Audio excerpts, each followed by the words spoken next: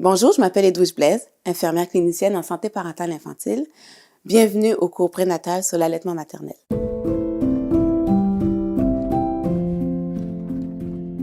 J'imagine aujourd'hui, si vous avez décidé de visionner la capsule d'allaitement maternel, c'est parce que vous avez décidé d'allaiter ou encore vous envisagez probablement d'allaiter prochainement. La recommandation de l'OMS est d'allaiter les 6 premiers mois de vie de façon exclusive votre bébé avec l'introduction des solides par la suite et d'aller au-delà de 2 ans si vous le désirez et selon les besoins de votre bébé. Exclusivité veut dire aucun ajout d'eau, seulement le lait maternel et la vitamine D. La vitamine D est très importante puisque le lait maternel en contient très peu ou pas du tout. Le lait maternel de chaque mammifère est spécifique à son petit. C'est la même chose pour le lait humain. Le lait commercial contient des éléments qui sont quand même communs à certains éléments du lait maternel humain, tels que l'eau, les protéines, le gras, les vitamines et les minéraux, et du lactose, quoique le lactose est en plus grande quantité dans le lait humain. Alors que le lait humain a des éléments qui sont impossibles à reproduire, tels que les enzymes actifs qui vont faciliter la digestion de votre bébé, les anticorps, des hormones qui vont aider au développement du système immunitaire, des anti-allergiques, ainsi que des facteurs de croissance qui vont aider au développement des intestins et de la croissance de votre bébé, et j'en passe. Alors voilà quelques faits intéressants sur le lait maternel. Le lait maternel prend le goût de ce que vous mangez, ce qui facilite beaucoup lors de l'introduction des solides du bébé parce qu'il est déjà habitué à différents goûts. Deuxième fait intéressant, le lait maternel est dynamique, ça veut dire qu'il est en mouvement continuel.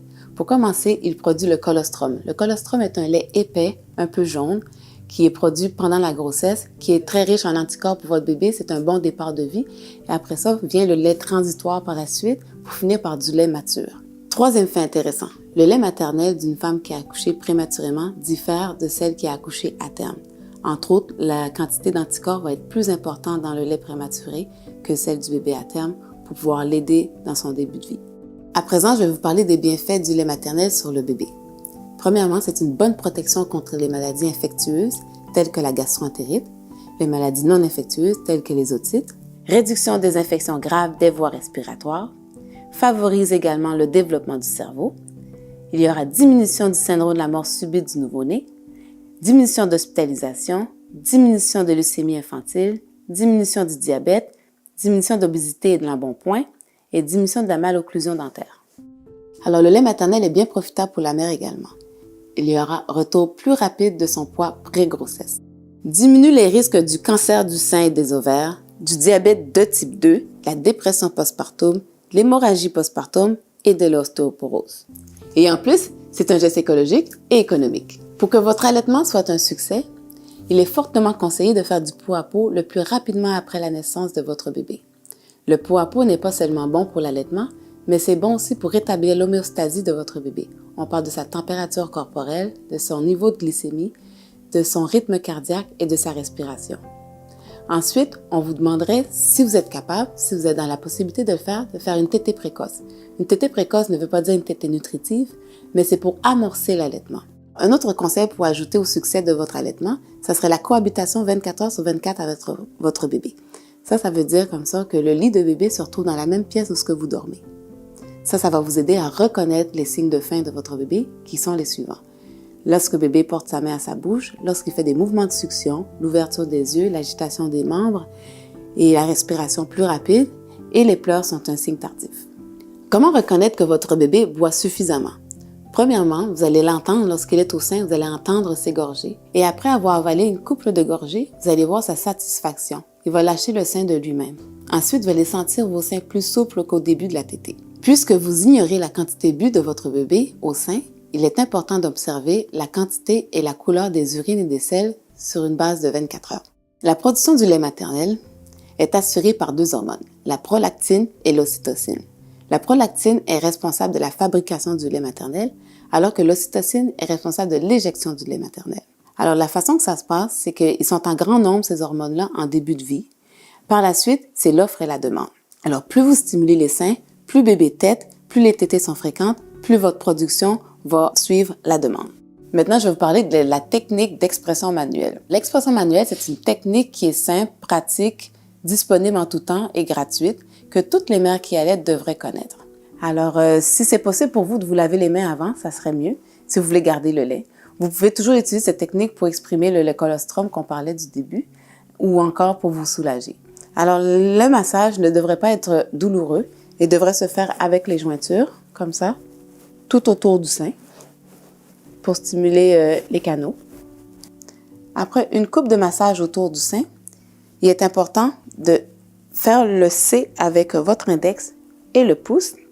Vous pouvez toujours y aller de cette façon ou de cette façon, mais si vous avez un contenant, vous pouvez aller comme ça et exprimer en poussant contre la cage thoracique et en bougeant les doigts pour imiter la tétée du bébé. Vous faites ça tout autour du sein pour imiter le rythme de la tétée du bébé. Au début, ne soyez pas surpris. Le lait ne sortira pas tout de suite. Il ne sera pas en grande quantité, mais allez-y comme vous pouvez. Et avec le temps, vous allez apprendre à vous connaître. Maintenant, je vais vous parler du bon positionnement du bébé. Il est important que vous trouviez une place confortable pour allaiter avec des coussins ou avec un coussin d'allaitement ou des oreillers. Il est important que votre bébé soit bien positionné au sein pour vous éviter les complications de crevasses et de gerçures. Un allaitement se fait sans douleur. S'il y a de la douleur, il faut vérifier le positionnement. Alors, pour commencer, ce qui est important, c'est de prendre votre bébé et de le mettre le plus proche de vous. Il est important que l'oreille, l'épaule et la hanche soient en axe droit. Plusieurs mamans commenceront à allaiter comme ça et voudront mettre le sein dans la bouche du bébé. Mais ce qui est important, c'est vraiment de bien s'installer. Si vous avez des oreillers à votre disposition, utilisez-les. Les oreillers, les coussins et surtout une place confortable pour allaiter.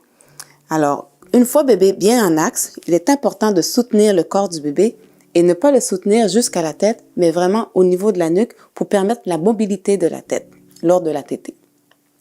Alors, une fois que bébé est bien positionné, il est important l'ouverture de la bouche pour que bébé puisse venir attraper le sein. Et non le mamelon seulement, mais vraiment attraper le sein. C'est pas une prise du mamelon, mais une prise du sein. Alors, la fenêtre de temps entre le temps de l'ouverture de la bouche et le rapprocher la tête de bébé est très courte. Alors, aussitôt que vous voyez que bébé ouvre grand la bouche, comme s'il bâillait ou croquait dans une pomme, vous l'approchez rapidement. Vous assurez que le menton est bien collé au sein, ça va dégager le nez et bébé va pouvoir commencer à téter. Les positions du bébé lors d'un allaitement peuvent être différentes. Vous pouvez l'allaiter en madone inversée, comme ça, ou en madone traditionnelle. Il y a des gens qui voudront faire la football, comme ça. Vous pouvez vous aider d'un coussin en dessous, de cette façon. Mais il faut toujours bien soutenir bébé et attendez-vous à avoir de l'espace entre votre dos et derrière pour avoir la place pour les pieds du bébé. Et encore une fois, vous approchez bébé du sein plutôt de vous approcher du bébé. Alors, de cette façon, bébé attrapera le sein. Il est important que les lèvres soient retroussées du bébé, le menton collé, le nez dégagé si possible et un alignement en ligne droite. De cette façon, vous allez entendre avaler et la succion du bébé n'est pas supposée être douloureuse. Alors, normalement, après une tétée, bébé relâche le sein de lui-même. Essayez d'observer votre mamelon, voir si votre mamelon est intact. S'il est en biseau ou aplati ou déformé, probablement que le positionnement pourrait être amélioré pour la prochaine fois. Mais rappelez-vous, l'allaitement est un apprentissage. La confusion tétine-sein. Il est suggéré de ne pas introduire la sucette ou le biberon trop rapidement dans la vie d'un bébé. Parce que le biberon pourrait saboter votre allaitement. Le bébé pourrait voir une facilité à téter dans un biberon. Puisque le biberon est facile, il coule par gravité, il n'a qu'à régler le débit avec sa langue. Alors que le lait maternel, pris au sein, demande une coordination, une énergie de la part du bébé. S'il est nécessaire d'introduire le biberon dans la vie d'un bébé, il est suggéré d'attendre 4 à 6 semaines pour éviter la confusion tétine-sein. Après le colostrum vient la montée laiteuse. La montée laiteuse est un moment tant attendu par les mamans. Elle est décrite comme des seins lourds, pleins, chauds et parfois peut amener un inconfort. Pour soulager cet inconfort, on vous recommande de mettre des feuilles de chou frais entre les tétées ou encore des compresses d'eau froide et surtout, faites des tétées fréquentes et efficaces. Vous pouvez toujours prendre du Tylenol ou de l'ibuprofène pour vous soulager. Ou encore faire des séances de tire-lait ou l'expression manuelle, telle que parlé plus tôt. En conclusion, j'aimerais vous remercier d'avoir écouté la capsule d'allaitement. J'espère que j'ai répondu à beaucoup de vos questions. C'est sûr qu'il peut y avoir des questions qui restent en suspens, mais soyez certains que nous, les infirmières du CLSC, nous sommes là pour vous écouter et pour vous aider et pour vous recevoir en clinique de nourrissons. Il existe aussi des ressources telles que Nourrissources et la Ligue La Leche. L'allaitement peut comporter certains défis, mais je vous le dis, ça vaut la peine de surmonter pour vous et votre bébé.